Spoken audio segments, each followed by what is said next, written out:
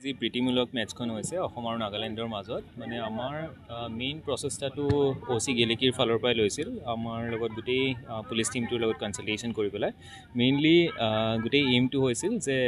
bordering এৰিয়াত যি অসম নাগালেণ্ডৰ বৰ্ডাৰিং এৰিয়াত আছে তাত যাতে কোনো অপ্ৰীতিকৰ ঘটনা নহওক মানে যিখিনি মানুহ নাগালেণ্ডৰ পৰা ইয়ালৈ আহে বা অসমৰ পৰা নাগালেণ্ড যায় কোনো প্ৰব্লেম নোহোৱাকৈ অসুবিধা নোহোৱাকৈ বহুতৰ হয়তো ডেইলি বজাৰ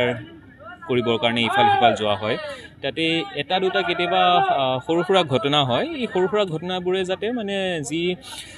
ভাতৃত্বমূলক বোধটো আছে দুইখন ৰাজ্যৰ মাজতে সেইটোত যাতে একো মানে